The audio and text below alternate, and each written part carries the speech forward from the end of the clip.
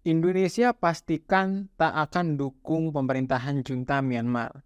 Wah, keren nih, Indonesia benar-benar tegas sikapnya. Tapi apakah benar sudah diikuti dengan aksi-aksi yang juga sama tegasnya? Awal Oktober ini dunia pertahanan digemparkan dengan adanya kabar ekspor persenjataan dari Indonesia ke Myanmar yang dilakukan oleh 3 BUMN pertahanan, yakni PT Pindad, PT PAL, dan juga PT Dirgantara Indonesia atau PTDI. Ketiga BUMN yang tergabung dalam holding BUMN Defense ID ini dituduh melakukan ekspor senjata ke Myanmar setelah terjadi kudeta militer oleh tentara Myanmar pada Februari 2021 lalu. Tuduhan ini dilayangkan oleh Marzuki Darusman, mantan Jaksa Agung pada periode Presiden Abdurrahman Wahid, beberapa aktivis HAM Indonesia, dan juga aktivis-aktivis di Myanmar seperti aktivis dari Myanmar Accountability Project yang sangat memantau transaksi persenjataan yang masuk ke Myanmar. Tapi sebenarnya kenapa sih ekspor senjata ini menjadi masalah? Kan biasa aja ya, ekspor ya bisa kemana aja, siapa aja bisa beli. Nah, sebenarnya ekspor senjata ini menjadi beda karena sifat yang juga berbeda dari senjata ini sendiri. Senjata berbeda dengan makanan yang kamu makan, dengan baju-baju yang kamu beli. Senjata itu bersifat lethal atau memiliki kemampuan untuk membunuh. Karena mereka memang didesain untuk membunuh. Oleh karena itu perdagangannya cenderung untuk diatur dan regulasi karena seharusnya senjata tidak boleh dimiliki oleh sembarang orang, bahkan sembarang pemerintahan, karena terdapat potensi penyalahgunaan. Nah, siapa yang mengatur sebenarnya bagaimana dan kapan senjata itu disalahgunakan? Aspek terkait penggunaan senjata dalam peperangan ini sejatinya sudah diatur dalam hukum internasional, yakni dalam International Humanitarian Law atau hukum humaniter internasional. Dalam hukum humaniter internasional, diatur bahwa terdapat target yang sah dan tidak sah dalam peperangan. Target yang sah dalam peperangan tentu saja adalah tentara musuh, atau dalam kasus musuh-musuh non-negara, ya berbagai milisi dan juga orang-orang yang terlibat dalam direct hostilities atau kekerasan langsung di dalam suatu pertempuran. Mereka adalah target-target militer yang sah yang kemudian dapat dibunuh dengan menggunakan senjata-senjata tersebut.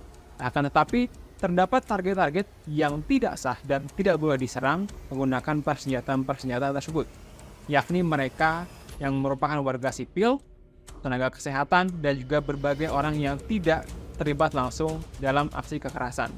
Jadi misalnya jika terdapat suatu demonstrasi masyarakat kemudian menolak junta militer Myanmar ataupun melakukan pembangkangan sipil lainnya yang tidak secara langsung menyakiti tentara Myanmar, mereka seharusnya tidak boleh disakiti.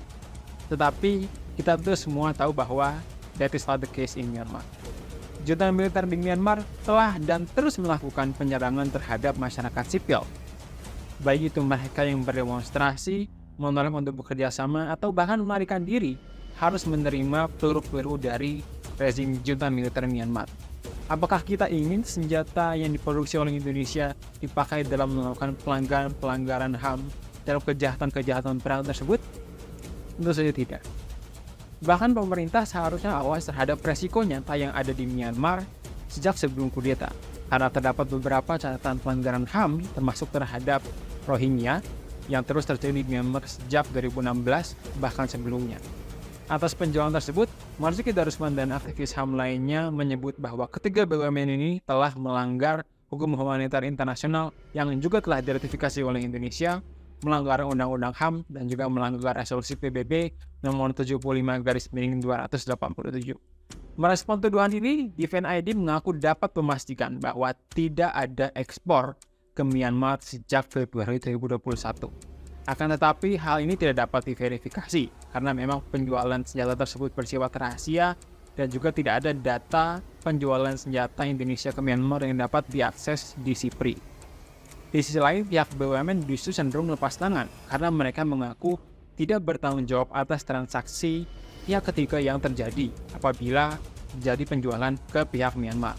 Padahal fakta yang diketahui sejauh ini bahwa memang penjualan tersebut tidak terjadi langsung kepada pemerintahan Myanmar, melainkan melalui pihak ketiga, yakni sebuah perusahaan bernama True North yang dimiliki oleh Ketua Shein Oh, seorang anak dari Menteri Keuangan di Myanmar, yakni Win Chai.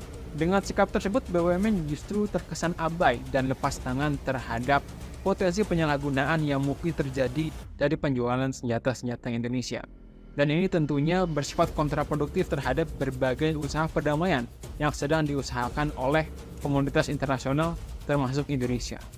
Di level ASEAN misalnya kita sudah mengetahui adanya 5-point consensus yang poin pertamanya adalah menghentikan segala bentuk kekerasan yang sedang terjadi di Myanmar. Kemudian juga terdapat resolusi PBB nomor 75/2087 yang melarang suplai senjata apapun ke junta Myanmar. Tentunya, dengan terus mengalirnya senjata ke Myanmar, termasuk jika Indonesia berpartisipasi di dalamnya, akan justru mendelegitimasi usaha-usaha internasional untuk mendorong perdamaian ini. Ini juga menjadi kontraproduktif dengan usaha-usaha yang dilakukan oleh Indonesia melalui Kementerian Luar Negeri untuk mengusahakan diplomasi menuju arah perdamaian dan meminimalisir korban jiwa di Myanmar. Jika dikonfirmasi mengenai kabar ekspor ini, Kementerian Luar Negeri tampak tidak awas dan baru akan melakukan investigasi setelah kabar ini mencuat ke publik. Wakil Menteri BUMN juga mengaku tidak tahu menahu adanya penjualan dari Indonesia ke Myanmar. Hal ini menunjukkan adanya inkonsistensi dari sikap Indonesia terhadap junta di Myanmar dan juga minimnya koordinasi di antara Kementerian Dalam Negeri Indonesia itu sendiri. Tentunya peningkatan ekspor senjata dan alutsista Indonesia merupakan suatu hal yang baik. Tapi kita tidak boleh melupakan bahwa senjata adalah suatu barang yang dapat digunakan untuk hal yang baik maupun yang buruk yang diatur oleh hukum humanitar internasional. Jika Indonesia ingin industri pertahanan tumbuh menjadi semakin besar, maka Indonesia juga harus mengambil tanggung jawab yang lebih besar dalam mengekspor senjatanya. Negara-negara pengekspor senjata yang besar seperti Amerika Serikat, Prancis, dan Inggris masing-masing memiliki peraturan untuk memastikan senjata yang diekspornya tidak digunakan untuk melakukan kegiatan yang berlawanan dengan hukum humanitar internasional. Inggris misalnya memiliki sistem export licensing untuk kemudian memberikan lisensi apabila dapat dipastikan tujuan dan penggunaan dari senjata tersebut tidak berisiko untuk menyalahi hukum humanitar internasional.